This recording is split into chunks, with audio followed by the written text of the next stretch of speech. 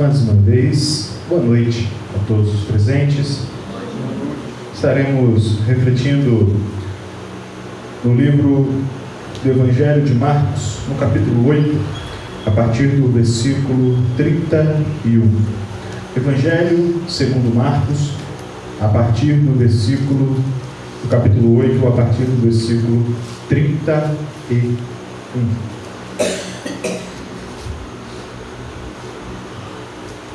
Então, Jesus começou a ensinar-lhes que era necessário que o Filho do Homem sofresse muitas coisas, fosse rejeitado pelos anciãos, pelos principais sacerdotes e pelos escribas, fosse morto e que depois de 3 dias ressuscitasse.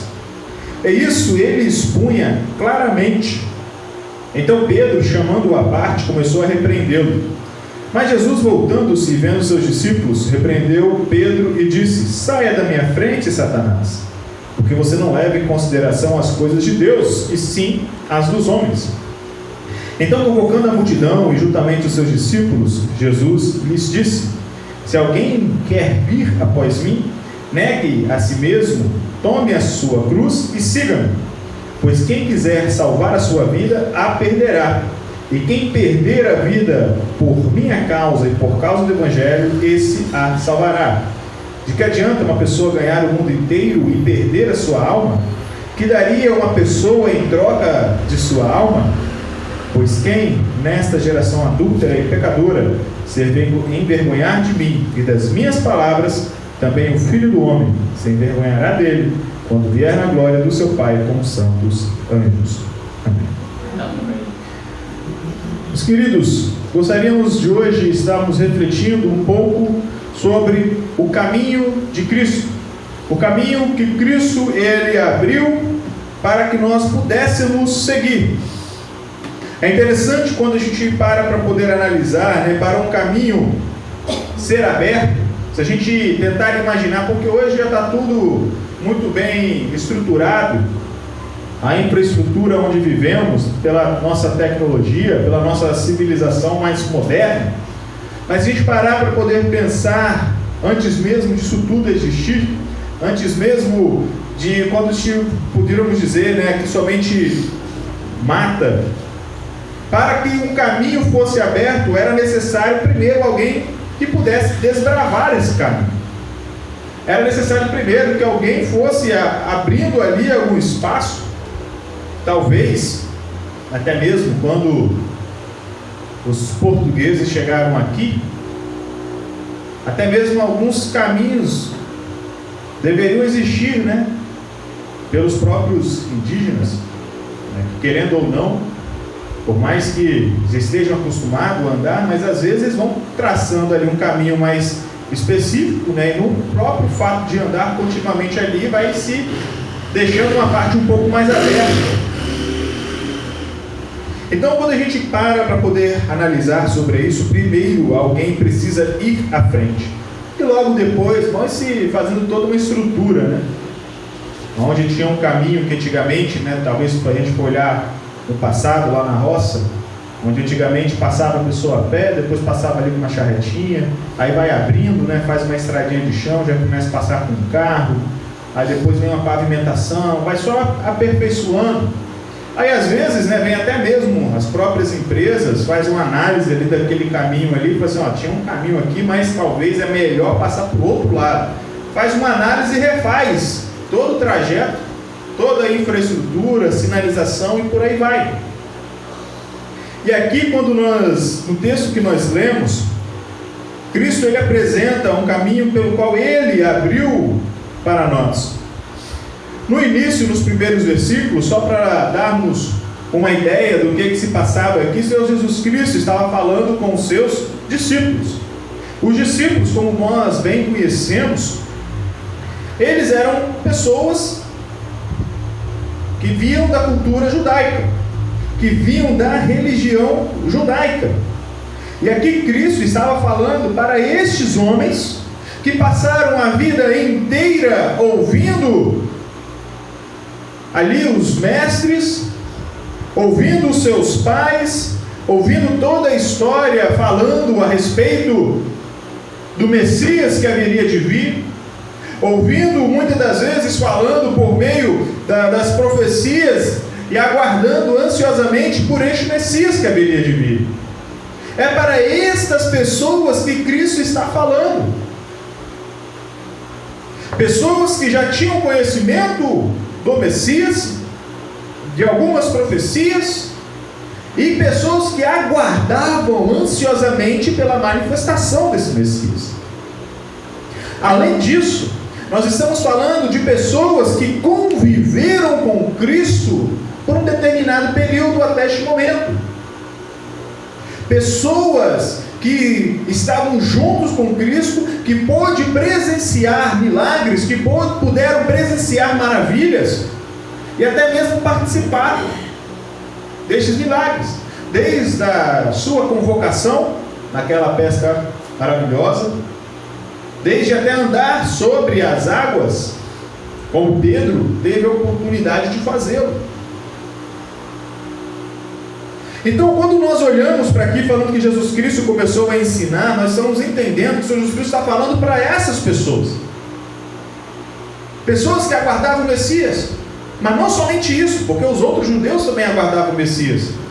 Mas também pessoas que já tinham presenciado que Cristo era este Messias.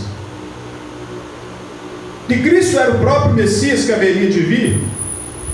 Então o Senhor Jesus Cristo, como nós vimos aqui,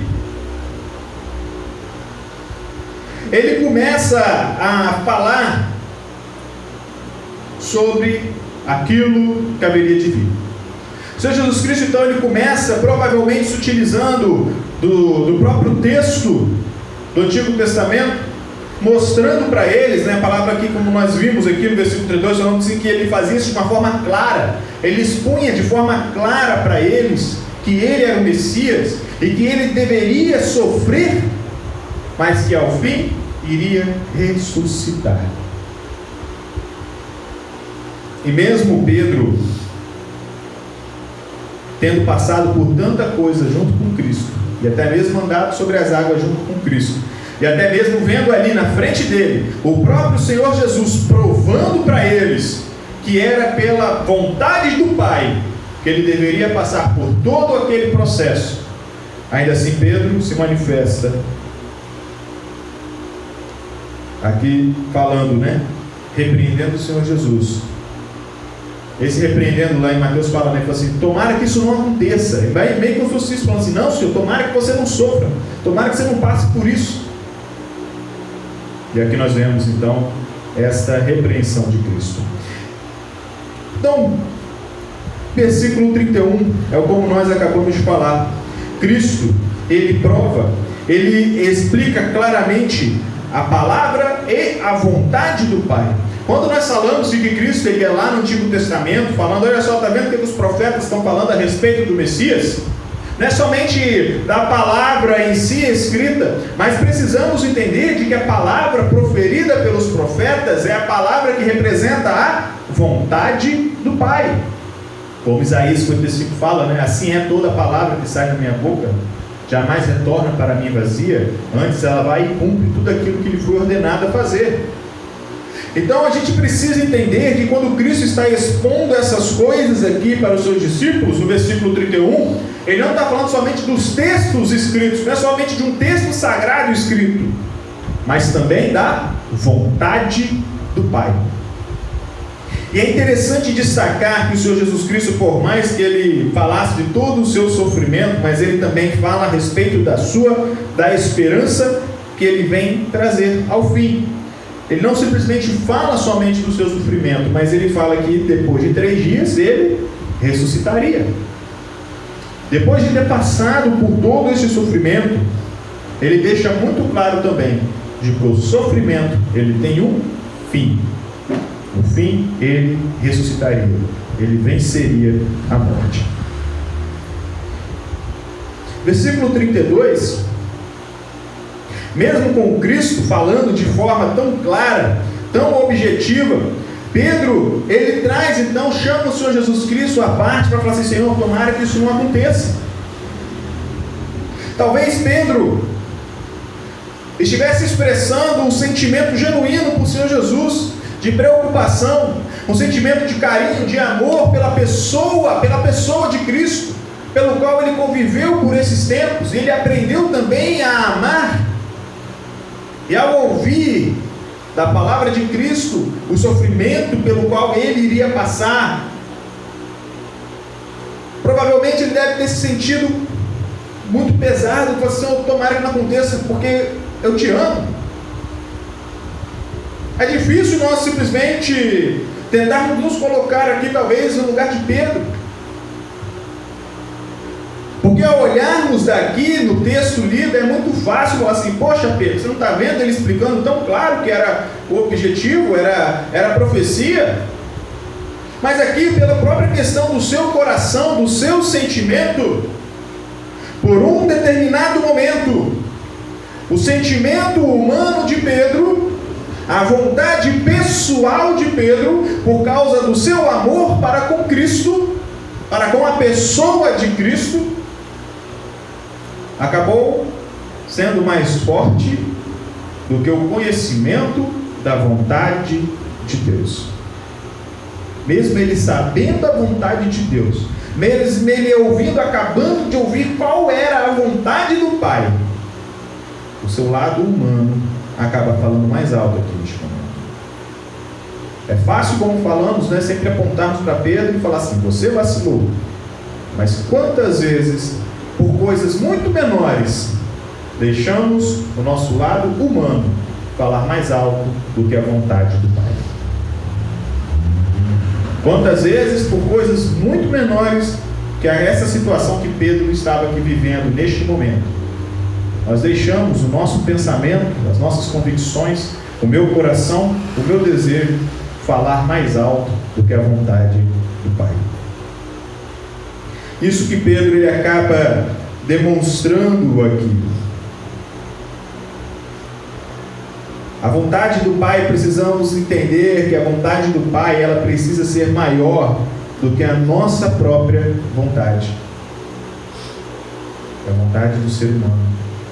E é por isso que no versículo 33, o Senhor Jesus Cristo, ele repreende a Pedro. Versículo 33 falando, né? Saia da minha frente, Satanás, porque você não leva em consideração as coisas de Deus, mas sim as coisas dos homens. É interessante essa relação. É claro que nós podemos entender ali como Satanás se utilizando ali de Pedro para poder falar, para poder tentar desviar o foco da vontade do Pai. Mas é interessante, talvez, nós também fazemos essa correlação que Cristo está fazendo aqui. A ação de Satanás, aqui, qual foi a ação de Satanás na vida de Pedro? Fazer com que Pedro considerasse mais as coisas dos homens e não as coisas de Deus. Às vezes olhando somente para essa ação como uma ação de tentar impedir a obra de Cristo, e falamos assim: está vendo? Isso é a ação de Satanás. Mas Jesus Cristo deixa muito claro, quando ele fala aqui, ó, saia da frente, Satanás. Por quê? Porque você não está levando as coisas de Deus em consideração, mas sim as dos homens. Quantas vezes nós estamos levando mais consideração às coisas humanas do que às coisas de Deus? Quantas vezes eu acabo colocando em primeiro lugar a minha vontade, os meus anseios, aquilo que eu quero, somente o meu coração à frente do que a vontade do Pai?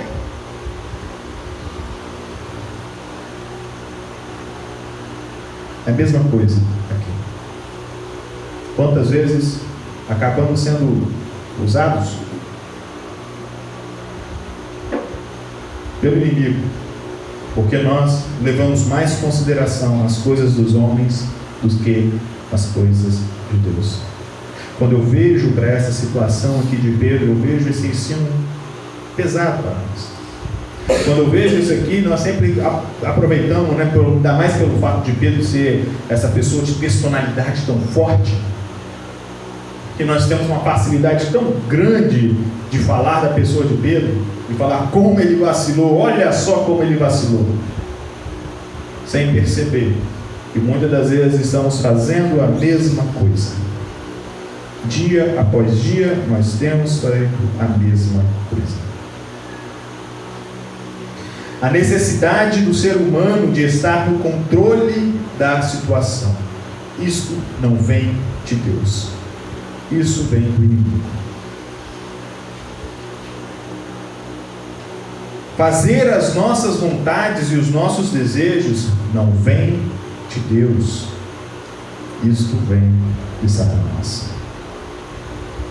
Nós precisamos entender de que fazer a vontade do Pai, cumprir o desejo e a vontade do Pai, esse tem que ser o nosso objetivo maior.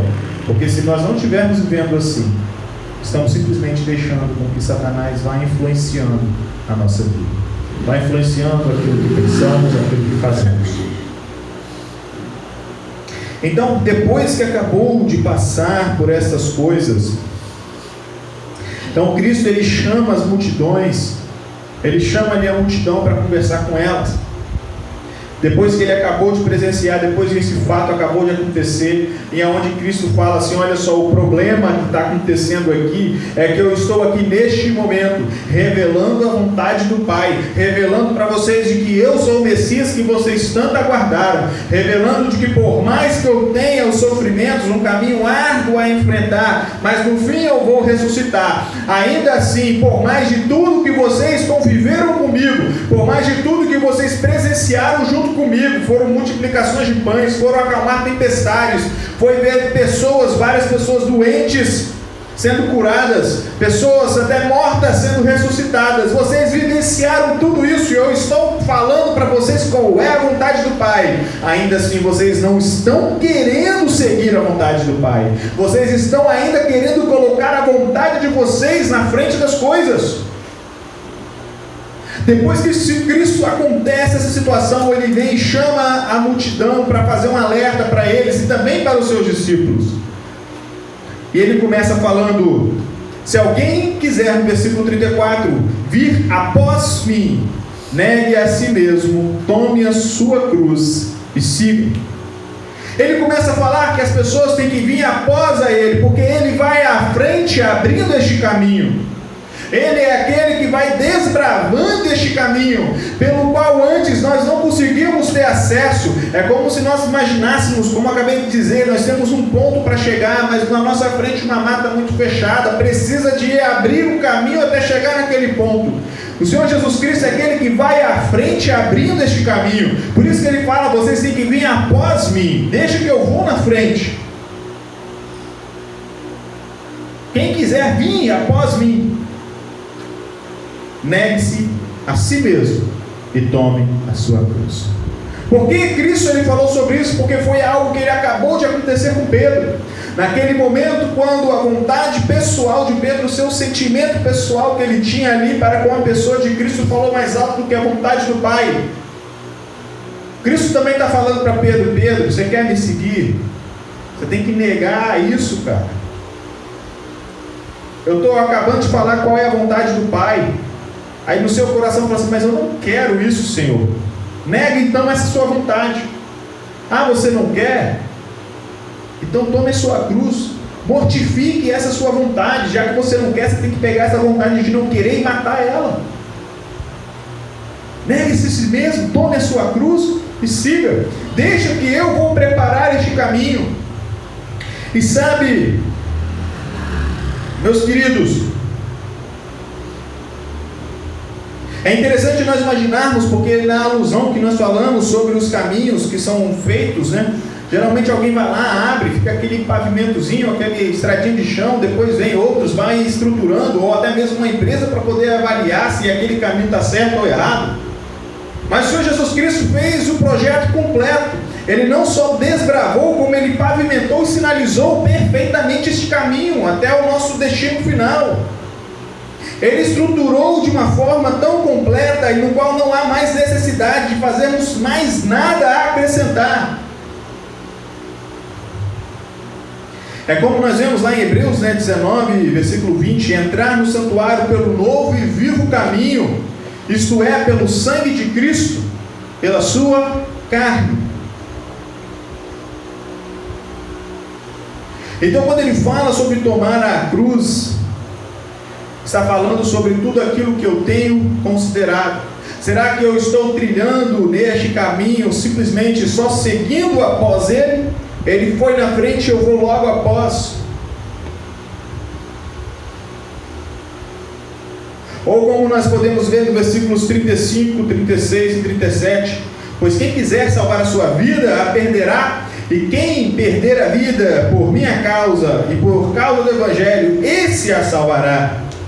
Será que muitas das vezes nós estamos trilhando aqui, seguindo após Jesus, mas aí eu paro, olho e falo assim, mas poderíamos fazer uma mudança aqui, talvez alterar a sinalização deste caminho, talvez abrir um acostamento maior aqui, melhor, ou fazer um desvio. Eu estou olhando lá na frente o meu destino final, eu olho para aquele caminho que Cristo abriu e simplesmente olho e falo assim, mas eu poderia ter um desvio aqui, poderia fazer um atalho aqui, eu quero melhorar aquilo que já foi feito, eu quero aperfeiçoar aquilo que já foi feito.